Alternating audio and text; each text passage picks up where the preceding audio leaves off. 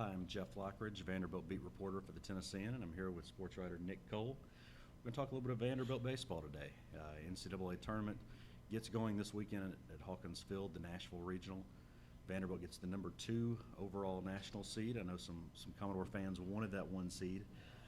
Felt like they had a good case for it, but I wouldn't be too disappointed as you kind of look at the way that bracket sets up when they get to Omaha, if they get to Omaha, and it's always a big question. You don't have to look past 2007 to remember that. No.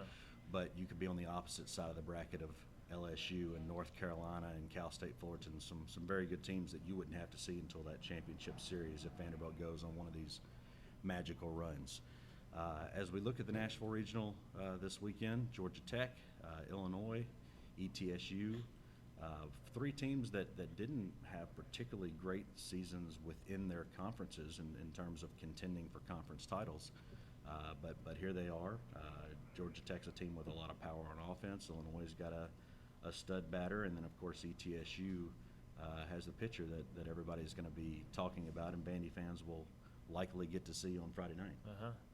Yeah, now that's you're talking about Kerry Doan there, Right.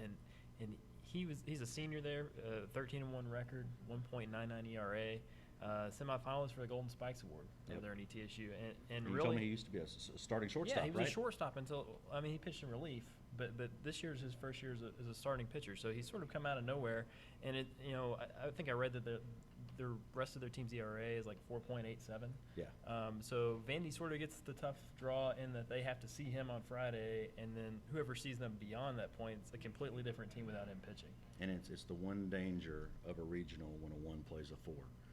The 4 team usually got to this point by having 1 stud pitcher, and they're going to throw him right off the bat, and the 1 is going to have to see him, and they're going to have to beat him. And you try to get into that ETSU bullpen that you just mentioned, and if Vandy does that, they should be in pretty good shape. The Commodores will go with Kevin Zomick, left-hander who was 10-2 this year with an ERA just over 5. You come back on Saturday, win or lose, with Tyler Beatty, who has yet to get beat this year, 14-0 with an ERA of 2.10. And you mentioned semifinalists for those Golden Spikes Awards.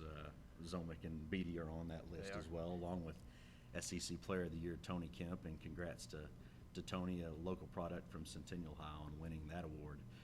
You've got a chance to cover a few Vandy games, Nick. Your impressions of what you've seen, not only from Tony this year, but from a lineup that has really produced top to bottom. They don't have a lot of weak spots. Yeah, that's the thing that stands out to me is 1 through 9. You never know when you show up who's going to be given the production that day, and it's a good thing for them because they don't have. Beyond Harold, they don't have 10 or 15 home run threat. It's just sort of everybody's a 300 hitter, and everybody gets on base and can run the bases well. And Corbin likes to manufacture runs, and these are the kind of guys that can do that.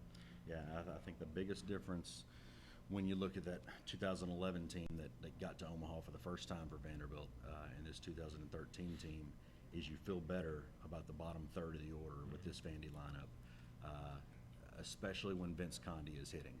And that's why I like Vandy going into this regional. Conde got hot right at the end of the SEC tournament, and he needed to. He went through a stretch of 4 for 24 up until the last couple of games of that SEC tournament. Then he started swinging the bat well, making hard contact again, and it seems like he's one of those guys, along with Spencer Navin at the bottom of the lineup, that whenever they come to the plate, there's 2 or 3 guys on base. So it's important for them to get hits. I think the other key guy in the Vandy lineup to look for is Mike Yastrzemski.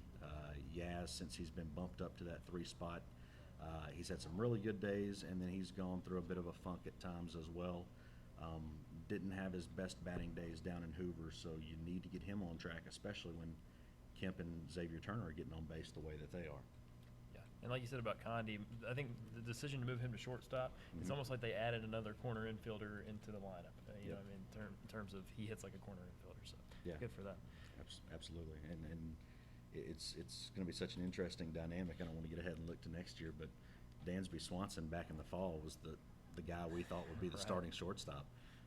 And then McKeithen was in there, and then all of a sudden Conde moves to shortstop. That opens up the hot spot, the hot corner for Xavier Turner.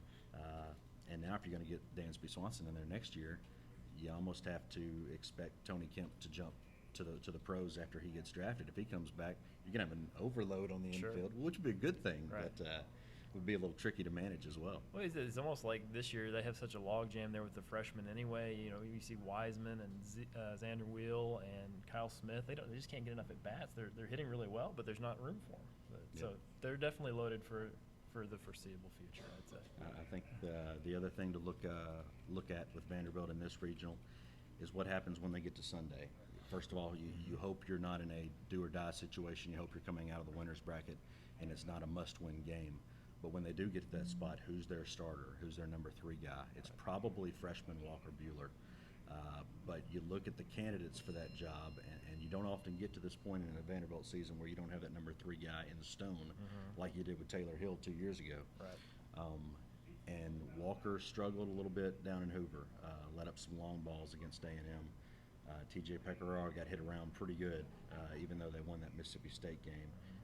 And then Pfeiffer only lasted, I think, 3 2/3 in the championship against LSU. So who does Corbin go with? My guess would be Walker and come back with TJ on Monday. We'll have to wait and see. You just want to make sure you're in a spot where you win with Kevin and Tyler and you don't have to be in a must-win situation. Right.